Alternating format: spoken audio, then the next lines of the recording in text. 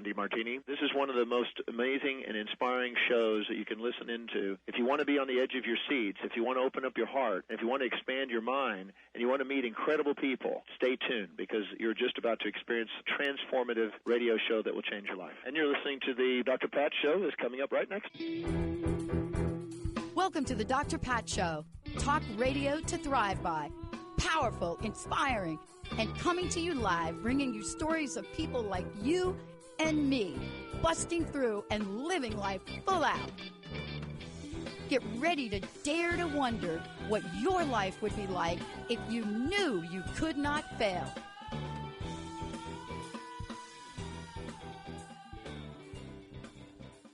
Every time I hear that song, I'm just blown away. Welcome to the Dr. Pat Show, Mindfulness and the Epidemic of Loneliness with my very special guest, Brett Hill. He is a leading expert when it comes to mindfulness, conversations, consciousness. But this show today is at the very core of what we're seeing and experience in the world now. Some people want to call it an aftermath. I call it a moving forward activity and energy, because we think that loneliness is something that you turn on and you turn off. It is like a light switch. That's what we think. And yet it's one of the most understated aspects that a person feels emotionally and lives, because it's very hard to pinpoint it. And when it does get pinpointed, it's usually misunderstood, but not after today. Brett Hill is joining me here today. He is the host of a fabulous show. But besides all of that, he is somebody that takes a message about mindfulness, teaches it, brings it full circle into conversations that help us live the life we're living today. And this is one of those things. Wow, Brett, loneliness. Whoa, right? It's a big deal. It really is. I want to talk about the thing I said. First of all, it's very difficult for people to admit that's what's going on in their lives. It's one of those things where you just don't hear it. But man, if you're an empath, you can feel it. Oh, if yeah. you're around your right, if you're around your right, it's a feeling that's so hard to describe. What's your experience, in working with people that are coming forward and saying, man, I'm in the middle of this, Brett? Well, there's a lot of people in the world who are, I guess the thing I want to do is sort of level set the conversation, meaning that I think that in general, people are so accustomed to being disconnected from nourishing relationships that that's become the new normal. And people don't notice that it's missing in many ways because it's just the way things are in the world today. There's just literally the U.S. Surgeon General said it's an epidemic of loneliness. And Gabriel Maté wrote a book on what he called the myth of normal. And it really we're living in a world where our everyday lives are much more disconnected from each other and from meaningful engagement in life, that has just become sort of like the way we just no one notices it interactively because that's what everyone is doing. But then when you have these moments where you check inside yourself, or you get sick, or you're at home and COVID hits and everybody checks in and goes, I feel kind of unsatisfied with the way my life is going. And I don't think it's about me. It's just, if you look around, you realize I just don't have enough connection in my life. And then you start to, once you have that awareness, you can then begin to take an action to how do I find connection and meaning? And that's when you discover people like me and like you to what's really true and nourishing for people. I want to talk about a little bit and spend a few more minutes. We talked about this last time we chatted about why is this happening? And I want to get your perspective because, we're going to talk about mindfulness, and we're going to talk about it, in terms of how it becomes a solution, an option. But there are many things we touched upon last time that even in the outside world doesn't seem lonely, does it? How could you possibly be lonely? You talk to so many people. You're on your phone. How could you possibly be lonely? Isn't that a misunderstanding of what we're talking about a little bit? Right. It's not about just talking. It's not about activity. It's about connection. It's about letting yourself feel connected to the people that you're talking to and the things that you're doing in a way that it feels meaningful to you. So it's one thing just to check the box and say, oh, you talked to this and we talked that, and the conversation was fun and interesting, and to kind of keep it on a content level. Mm-hmm. So all these days is about content. It's kind of like, oh, here's an article, here's an interesting fact, here's a TikTok, here's a reel, and it's like 30 seconds of something interesting. But to really connect to someone heart to heart, soul to soul, is a skill. It's a skill that can be developed. And that's what my whole podcast, The Connected Conversation, is about, is developing the capacity to bring who you are into everyday conversations in such a way that even small conversations can feel pretty deeply connected. And not just conversations, but also just the day-to-day activities of your life. And that's where you start to feel like there's meaning in your life, because you're bringing the meaning. The meaning isn't out there, it's in you. Mm-hmm.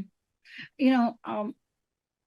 In the world we're living in, and we're looking at these, we're talking about loneliness. You mentioned the Surgeon General. Okay, let's just have a moment of that. When a statement like that is made about loneliness, one would often ask, what the heck can I do about it? Mm-hmm. And, in the conventional ways of thinking, people are really struggling with that answer. But let's talk about mindfulness and how it could help here. Absolutely, because the first step to getting connected is to be mindful of, am I connected? And then I ask this question all the time on my podcast, what are you connected to? So, for example, I'll tell you a little story. There was a guy I was working with who was a famous therapist, and I saw him one day walking down, I lived in Boulder at the time, and walking down the Boulder Mall, and I saw him from afar. And he, as he approached me, I said, oh, hey, how's it going? And he looked at me and he stopped for just a moment. He didn't just go, oh, I'm doing fine. He stopped for just a moment, and then he kind of tilted his head a little bit, and he paused, and he kind of checked in with himself. You could kind of see him. And then he said, I'm not doing that great. And I thought, oh, wow, okay. Now, I know this guy well enough to know I didn't need to go try to fix him or anything. I just said, oh, gosh, I'm so sorry. I hope things get a little bit better for you. He goes, oh, thank you. And then we passed on. Now, I'm telling that story because that was a moment of mindfulness. He used my how are you doing as a moment to actually check in and say, oh, I'm not doing that well, and tell me the truth. And as a result of that, we had a moment where we connected in a meaningful way from what otherwise would have been just a habituated response. Oh, I'm fine. How are you? Hey, great to see you. Yeah. Okay. Bye. And there's nothing wrong with that. But it's not very connected, right? Yeah. This is really the conversation about mindfulness and social isolation. And it's more than social isolation. And those are great terms, but boy, the feeling, just when you lean in, right, when you lean into the feeling of isolation, it is very dense. It can be. Right. And yet, let's talk about how we can get people to move the needle a little bit here. Well, right. So the first thing you have to do is, this is something I teach my clients and my coaches whenever I teach coaching, is everybody has something in them that lights them up, right? What is that? It's like, let me just ask you, Dr. Pat, what do you love that you look at or you experience that happens in your life, and every time you see it, you just go, oh, wow, that is just so great. Doing what I'm doing right now. Okay, there you go. And what I'm doing right now. Yeah. Build your life around it, right? So someone who's sitting around and they don't have that, they're not feeling that connected, they don't feel that enlivened. The question is, where are the parts of where is your aliveness? And not in a way, oh, my aliveness is pushed away and I can't get there, but what's simple and direct? Like, Do you like sunsets? Do you like trees? Do you like puppies? Do you like babies? Do you like music? What is it that you actually like to do? And or what is it that lights you up automatically? And connect to that as a beginning. Connect to that multiple times a day on purpose. It needs to be simple. It needs to be accessible, and it needs to be something that is uncomplicated. So I said simple. So it's like, you step outside, you look at the sky, you go, oh, wow, that sky is so beautiful. I know. And let yourself feel that. That's the very, very beginnings of beginning to study what am I connected to in a conscious and intentional way. I woke up this morning. I get up early. I'm an early riser, and we're getting a little bit of heat wave. But this morning it was cool, so I start to open up the windows. I go to the front room and I open up the window, and right smack in the road in front of my house was an old friend called the coyote. Oh wow! I'm telling you, it's the medicine I needed. Coyotes, of course, have very strong, brave, bold, spiritual, but it was like right out there in the road. Right, it was out in the road. And I just stopped, must have heard me raise the window to take a look. And we just had that moment where we connected, and I thanked it. I thanked it for the message. You see, these are moments of connectedness that are hard to explain until you experience them. But once you experience them, I walk away from that and I have a whole energy about what is the message from you, Coyote, for me today. And I'm telling you, own that street, not even on the lawn, like walking, trotting right down there, right in the middle of Bothell, just hopping itself right around there. I have no idea where it was going.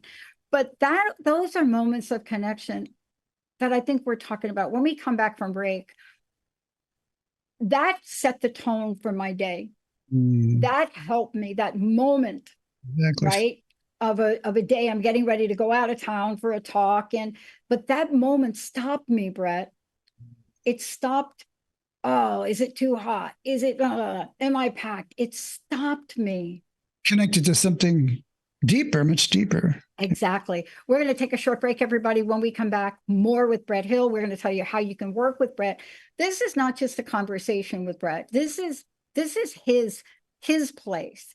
This is the work he does in the world, the help he provides people with on one of the toughest, and in my life, the heaviest feelings, loneliness. It is the thing that killed my mother. And so I know it and I felt it. When we come back, more to talk about.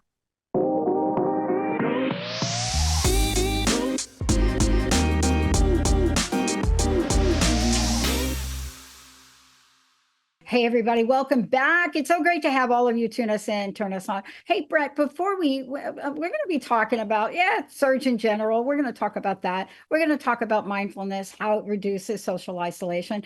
But this is the work that you teach. Let's just start with that. I want to know how people can find out about what you teach and how they can work with you here. What is the best way? Sure. You can go to my website at themindfulcoach.com. It's just themindfulcoach.com. And there you can find a way to get up on my newsletter, which is a great way to stay in touch because I have a lot going on. And then also you can schedule an appointment and we can just chat and see if it's good for us to work together. Because that's the best way, because I have you have to have a good rapport with your coach. And so it's like, let's get on the phone or Zoom and see how we can work together, or not, as the case may be. But in any event, I'll do my best to try to help people. Yeah, you're so right about that, because connecting is connecting. And especially when you work with someone, there is an energy that coexists between people. And that is a very special relationship that you have, especially the type of coaching you do and how you do it. That connection is very special. Yeah, the relationship becomes part of the teaching mechanism in a way. It's kind of like I teach coaches how to build trust and rapport. And so it's kind of like that's really it's a really important part of the coaching relationship. And so, but to be honest, not everybody is a good fit for everybody, because we're all different. We're like different instruments in the orchestra, and some of them play beautifully together, and some of them are a little bit less, more of a challenge. That's right. I love classical music at some level, but even some classical music it just makes my ears screech. Let's talk a little bit about this idea about older populations. I mean, every time you turn around, I counted them once because I get bored sometimes with television.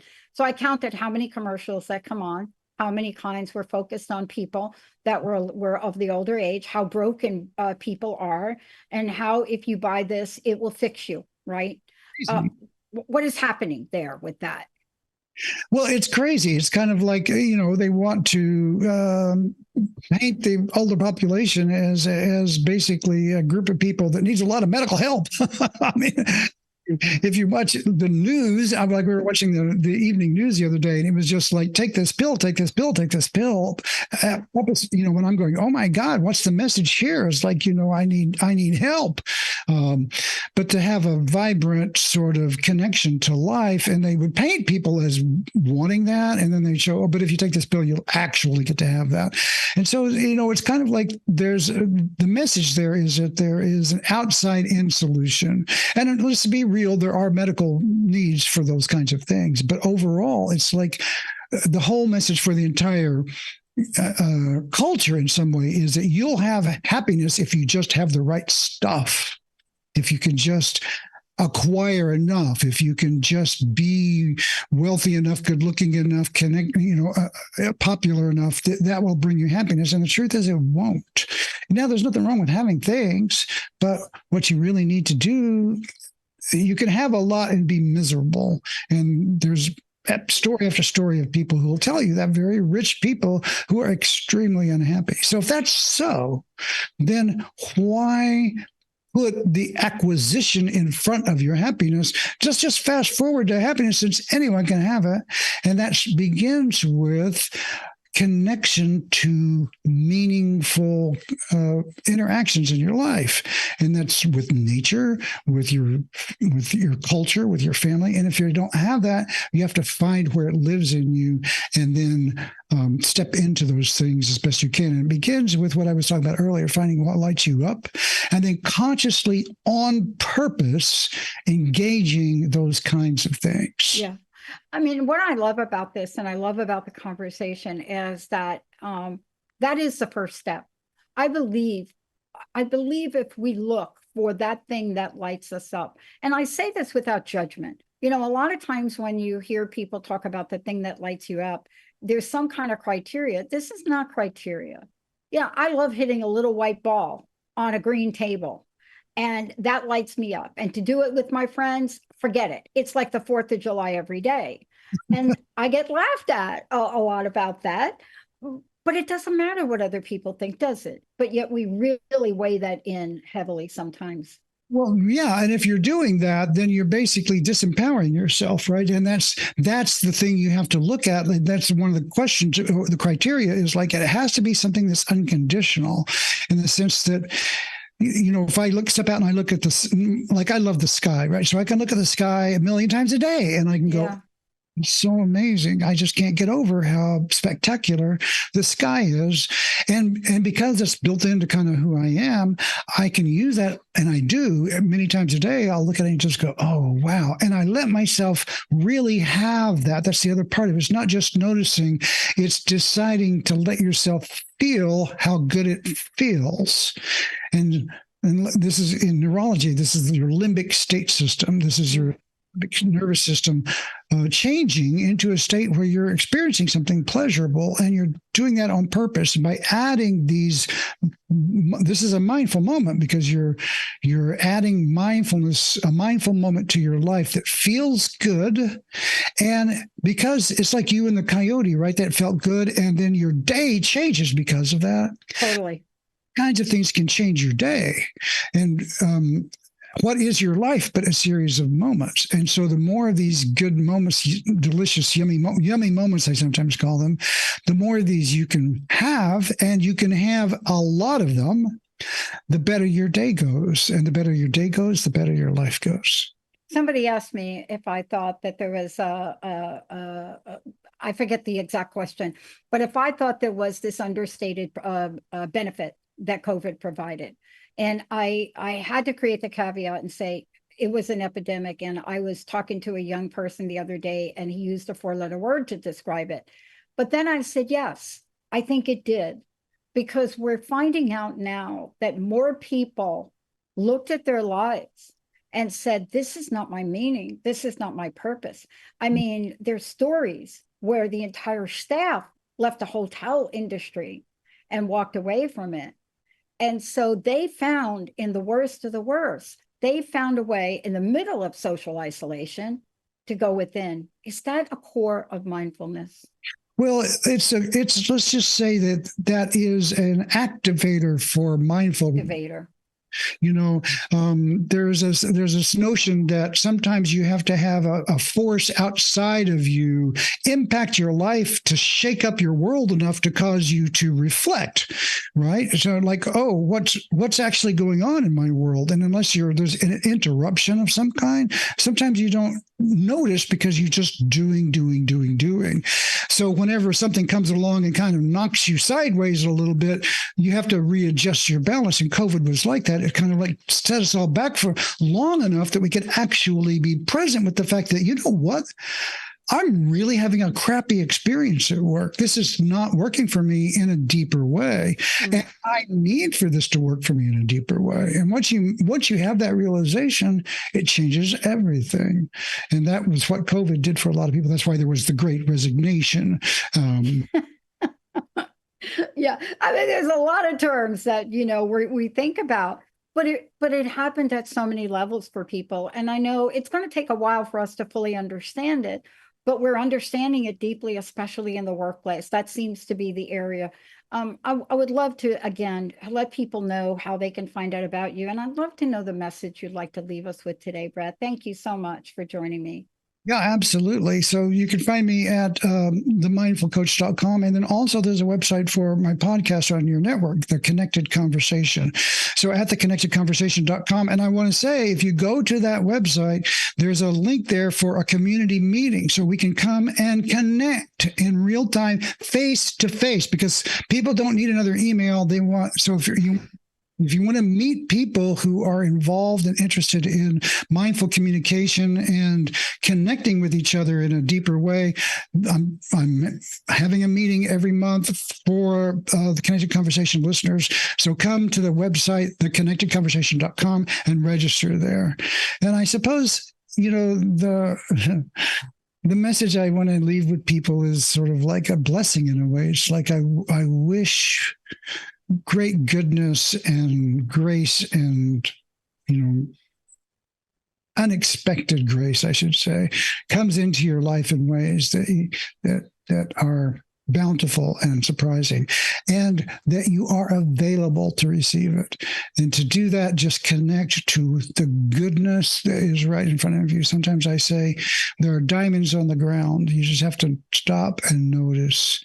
And so don't wait to get hit by a virus to stop and notice, right? You can just take a breath and notice, what is it like to be in connection with me and my world? And that can be a very deep experience, and it can happen all the time. Yeah. And it's achievable for everyone. See, that's what I love about this. It's not just for you and me. You have helped people achieve this from many, many walks of life. And that's the message today. It's not for the 1 or 2% up there. It's for everyone. Brett, thank you so much for everything. You're welcome. Thank you so much for having me here. Thank you all for tuning us in, turning us on. And remember what Brett said. There is a way for you. It just requires a call. Just connect with Brett and explore. See if there's a pathway for you to step up and out of loneliness. We'll see you next time.